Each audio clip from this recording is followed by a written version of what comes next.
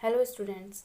आज की क्लास में हम संगम युग के बारे में चर्चा करेंगे और आज की क्लास में हम मुख्य रूप से संगम युगीन साहित्य के बारे में चर्चा करेंगे। कितने संगमों का आयोजन हुआ इसके बारे में भी हम चर्चा करेंगे और साथ ही हम संगम साहित्य में वर्णित चैर चोल और पांड्य राजाओं के बारे में भी चर्चा करेंगे। नवपाषाण युगीन संस्कृति के पश्चात सुदूर दक्षिण के इतिहास में जिस संस्कृति का प्रारंभ होता हुआ हमें नजर आता है उसे महापाषाण युगीन संस्कृति के नाम से जाना जाता है। और इस संस्कृति के लोग लौह उपकरणों का प्रयोग किया करते थे और इनके पास काले व लाल रंग के मृदभांड थे। वे अपने मृतकों के अवशेषों को सुरक्षित रखने के लिए बड़े बड़े पत्थरों का प्रयोग किया करते थे। महापाषाणिक कब्रिस्तान सुदूर दक्षिण के अनेक स्थलों से हमें मिलते हैं। इनमें से अस्थि पंजरों के अलावा मिट्टी के बर्तन और लौह उपकरण भी हमें मिले हैं। महापाषाण कालीन संस्कृति के बहुत सारे तत्वों का उल्लेख संगम साहित्य में देखने को मिलता है। संगम साहित्य में सुदूर दक्षिण के 3 शक्तिशाली राज्य चैर, पांड्य और चोल के आरंभिक इतिहास और उस समय की संस्कृति का उल्लेख मिलता है। तो सबसे पहले हम बात करते हैं संगम साहित्य की। ऐतिहासिक युग के प्रारंभ में दक्षिण भारत का क्रमबद्ध इतिहास हमें जिस साहित्य से ज्ञात होता है उसे संगम साहित्य कहा जाता है और इसके पहले का कोई महत्वपूर्ण ऐतिहासिक ग्रंथ हमें दक्षिण भारत से प्राप्त नहीं होता है। इस प्रकार सुदूर दक्षिण के प्रारंभिक इतिहास का मुख्य साधन संगम साहित्य ही है। संगम शब्द का अर्थ परिषद अथवा गोष्ठी होता है जिनमें तमिल कवि और विद्वान एकत्र हुआ करते थे और हर कवि अथवा लेखक अपनी रचनाओं को संगम के समक्ष प्रस्तुत करता था और इसकी स्वीकृति प्राप्त हो जाने के उपरांत ही किसी भी रचना का प्रकाशन संभव था।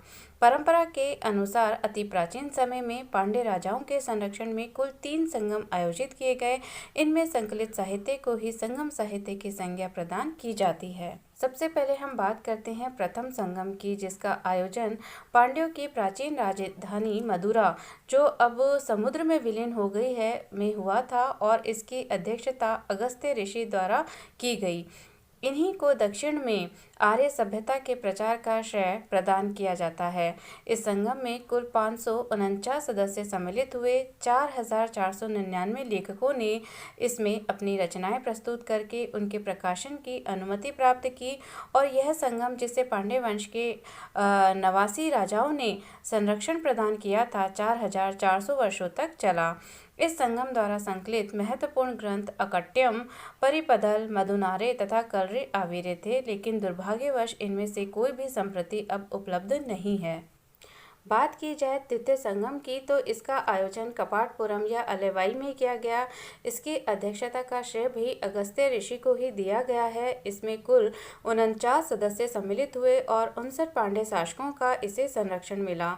परंपरा के अनुसार 3700 कवियों ने यहाँ अपनी रचनाओं के प्रकाशन की अनुमति प्राप्त की और ये संगम इतनी ही अवधि तक अबाध गति से चलता रहा।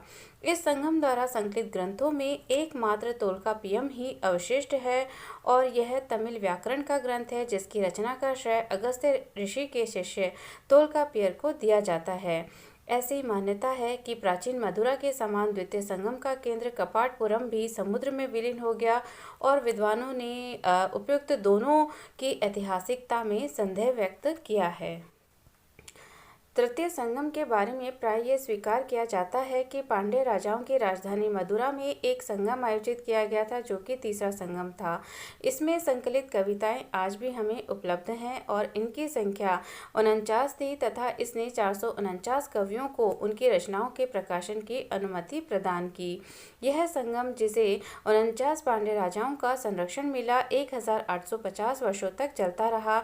इसकी अध्यक्षता नक्कीरन ने की थी। इस संगम द्वारा संकलित उत्कृष्ट रचनाएं नैदुनथोके, कुरुनथोके, नत्रिनई, एनकुरुनुरु, पदित्रपट, नुत्रेम्बथु, परिपादल, कुथुवरी, पैरिसे तथा सित्रिसे हैं। हालांकि इनमें से अधिकांश ग्रंथ अब नष्ट हो गए हैं, लेकिन फिर भी आज भी जो तमिल साहित्य बचा हुआ है वो इसी संगम से संबंधित है। तोल्काप्पियम सहित तीसरे संगम के अवशिष्ट सभी ग्रंथों का संपादन तिरुनेलवेली की साउथ इंडिया शैव सिद्धांत पब्लिशिंग सोसाइटी के द्वारा किया गया है। हमें जो संगम साहित्य उपलब्ध होता है उसका विभाजन 3 भागों में किया जा सकता है: पत्तु पातु, इतु तोके और पदिनेन किलकणकु। पत्तु पातु 10 संक्षिप्त पदों का संग्रह है और इन पदों में चोल शासक करिकाल और पांड्य शासक नेदुचेलियन के विवरण हमें मिलते हैं। इन पदों का समय द्वितीय शती ईस्वी के लगभग का है। इतु तोके में 8 कविताएं हैं और इनमें संगम युगीन राजाओं की नामावली के साथ साथ उस समय के जनजीवन और आचार विचार का विवरण भी हमें मिलता है। यह प्राचीनतम तमिल साहित्य के सर्वोत्कृष्ट रचनाएं हैं। इनमें कुल 2279 से भी अधिक कविताएं हैं जो 473 कवियों द्वारा विरचित हैं। पदिनेन किलकणकु में 18 लघु कविताओं का संग्रह है जो सभी उपदेशात्मक हैं। इनमें तिरुवल्लुवर का कुराल सर्वोत्कृष्ट है। इसे तमिल साहित्य का एक आधारभूत ग्रंथ बताया जाता है। संगम युग में महाकाव्यों की भी रचना की गई। हालांकि यह ग्रंथ संगम साहित्य के अंतर्गत नहीं आते, तथापि इनसे तत्कालीन जनजीवन के विषय में हमें जानकारी प्राप्त हो जाती है। और इस काल के 5 प्रसिद्ध महाकाव्य हैं: शिलपतिकारम, मणिमेखले, जीवक चिंतामणि, वलयपति और कुंडलकेशी। इनमें प्रथम 3 ही उपलब्ध हैं। शिलपतिकारम की अगर हम बात करें तो ये तमिल साहित्य का पहला महाकाव्य है जिसका शाब्दिक अर्थ है नुपुर की कहानी। इस महाकाव्य की रचना चैर शासक सेन गुटवन के भाई इलांगो आदिगल ने लगभग ईसा की 2री-3री शताब्दी में की थी। इस महाकाव्य की संपूर्ण कथा नुपुर के चारों ओर घूमती है। इस महाकाव्य के नायक और नायिका कोवलन और कणकी हैं। इस महाकाव्य में कवि ने तत्कालीन तमिल समाज का सजीव चित्र प्रस्तुत करने के साथ साथ समाज में प्रचलित नृत्य, व्यवसायों आदि का भी परिचय दिया है। मणिमेखले महाकाव्य की रचना मदुरा के एक बौद्ध व्यापारी सीतले सतनार द्वारा की गई और ऐसी मान्यता है कि जहाँ पर शिलपतिकारम की कहानी खत्म होती है वहीं से मणिमेखले की कहानी प्रारंभ होती है। सतनार कृत इस महाकाव्य की नायिका मणिमेखले शिलपतिकारम के नायक कोवलन की दूसरी पत्नी माधवी वैश्य की पुत्री थी। मणिमेखले साक्षात देवी के समान जनता के लिए आम सुखों का त्याग करती है। इस महाकाव्य में मानवीय संवेदनाओं को झलकाते हुए मानवता को महत्वपूर्ण स्थान दिया गया है। मणिमेखले में एक नर्तकी के बौद्ध भिक्षुणी में परिवर्तित होने की कथा हमें मिलती है। जीवक चिंतामणि जैन मुनि और महाकवि तिरुतक्कदेवर की अमर कृति है। इस महाकाव्य में कवि ने जीवक नामक राजकुमार का जीवन वृत्त प्रस्तुत किया है। इस महाकाव्य का नायक जीवक 8 विवाह करता है। वो जीवन का समस्त सुख और दुख को भोग लेने के उपरांत राज्य और परिवार का त्याग कर संन्यास ग्रहण कर लेता है और अंततः उसे सशरीर मुक्ति मिल जाती है। इस महाकाव्य का साहित्यिक, धार्मिक और ऐतिहासिक महत्व अक्षुण्ण कहा जा सकता है। संगम साहित्य के रचनाकाल की अगर हम बात करें तो संगम साहित्य की निश्चित तिथि के विषय में मतभेद है। प्रोफेसर नीलकंठ शास्त्री इन रचनाओं को 1ली शताब्दी ईस्वी से लेकर 3री शताब्दी ईस्वी के मध्य रखते हैं। श्रीनिवास अयंगर ने तीनों संगमों की अवधि 1000 वर्ष के लगभग अर्थात ईसा पूर्व 500 से 500 ईस्वी तक बताई है। लेकिन अधिकतर विद्वानों का मत है कि संगम साहित्य की रचना 150 ईसा पूर्व से 550 ईस्वी के मध्य हुई।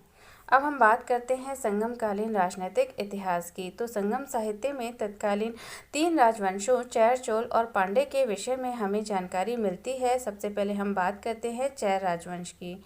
चैर राज्य आधुनिक कोंकण, मालाबार का तटीय क्षेत्र और उत्तरी त्रावणकोर एवं कोचीन तक विस्तृत था। चैरों का राजकीय चिन्ह धनुष था। संगम साहित्य में वर्णित तीनों राजवंशों में सबसे अधिक राजाओं की सूची चैर राजाओं की ही मिलती है। चैरों का पहला राजा उदयनजैरल था जिसका समय 130 ईस्वी के आसपास माना जाता है। संगम साहित्य में ये बताया गया है कि उसने कुरुक्षेत्र के युद्ध में भाग लेने वाले सैनिकों को पेट भरकर भोजन करवाया था, अतः उसने उदयनजैरल की उपाधि प्राप्त की। उसका पुत्र नेदुनजैरल था। उसे कई युद्धों में विजय का श्रेय दिया गया है और वो अधिराज कहा जाता था और उसे इमयतरमनवन राज्य की सीमा हिमालय तक की है उपाधि मिली थी। चैर कुल के शासकों में सर्वाधिक ज्ञात सेन गुटवन था जो आदन का पुत्र था। परनार नामक कवि ने उसका काफ़ी यशोगान किया है। वो एक वीर और साहसी योद्धा था। उसी के समय में पत्नी पूजा या कणगी की प्रथा तमिल प्रदेश में आरंभ हुई। उदयनचैरल वंश में एक अन्य शासक अंदुवन हुआ जो अपनी विद्वता के लिए काफ़ी प्रसिद्ध हुआ। वैदिक यज्ञों के लिए विख्यात चैर शासक शैलवकडुंगो था। कुडको इलंजैरल अंतिम चैर शासक था। चैर वंश की राजधानी वंजी अर्थात वंजी थी और यह नगर वाणी नदी के किनारे स्थित था। चोल राजवंश की अगर हम बात करें तो चोल राज्य आधुनिक कावेरी नदी घाटी, कोरोमंडल, त्रिचिरापल्ली और तंजौर तक विस्तृत था। इसकी पहली राजधानी उत्तरी मंगलूर थी। कालांतर में उरैयूर और तथा तंजावुर चोलों की राजधानी बना। चोलों का शासकीय चिन्ह बाघ था। चोल शासकों में प्रमुख करिकाल था जिसकी तिथि 190 ईस्वी थी। उसे जले हुए पैरों वाला कहा गया है। पट्टनपाले नामक ग्रंथ से ज्ञात होता है कि उसके शासन के प्रारंभिक काल में उसे राज्यच्युत कर बंदी बना लिया गया था, लेकिन उसने अपने पराक्रम द्वारा पुनः सिंहासन पर अधिकार कर लिया। उसने वैणी के युद्ध में 11 राजाओं की संयुक्त सेना को परास्त किया जिससे उसकी प्रसिद्धि दूर दूर तक फैल गई। तत्पश्चात उसने हैप्रंदलई के युद्ध में 9 राजाओं की संयुक्त सेना को परास्त किया। उसने कृषि, उद्योग धंधे और व्यापार वाणिज्य के विकास को प्रोत्साहन दिया तथा उसके समय कृषि के विस्तार के लिए जंगलों की कटाई की गई और सिंचाई के लिए नए तालाब खुदवाए गए। करिकाल ने पट्टनपाले के लेखक को 1,60,000 स्वर्ण मुद्राएं उपहार में दिया। 7 स्वरों का ज्ञाता और वैदिक धर्म का अनुयायी था। पांड्य राजवंश की अगर हम बात करें तो संभवतः पांड्य राज्य मदुरई, रामनाथपुरम, तिरुनेलवेली, तिरुचिरापल्ली और ट्रावनकोर तक विस्तृत था। पांड्यों की राजधानी मदुरा थी। पांड्यों का राज चिन्ह मत्स्य था।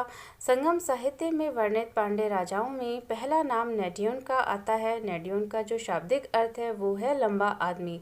इसी ने पहरुली नदी बनवाई और समुद्र की पूजा की प्रथा आरंभ करवाई, लेकिन इस राजा की ऐतिहासिकता संदिग्ध मानी जाती है और पहला ऐतिहासिक पांड्य राजा पलशाले मुडुकुडुमी था। विजित राज्यों के प्रति वो कठोर नीति को अपनाया करता था, लेकिन उसने अनेक यज्ञों का संपादन किया। उसकी उपाधि पलशाले अर्थात अनेक यज्ञशालाएं बनवाने वाला थी। पांड्य शासकों में जो सर्वाधिक विख्यात शासक था वो नेंडुजेलियन था जिसका समय 210 ईस्वी था। उसकी प्रसिद्धि तलयालंगानम के युद्ध में विजय के परिणाम स्वरूप हुई। इस युद्ध में नेंडुजेलियन ने चोलों और चेरों को उनके अन्य 5 सामंत मित्रों के साथ बुरी तरह परास्त किया और चैर शासक शय को बंदी बनाकर बंदी गृह में डाल दिया। नेंडुजेलियन के बाद उसका छोटा भाई कोर के गद्दी पर बैठा। उसने सती कणगी के सम्मान में विशाल उत्सव आयोजित करवाए।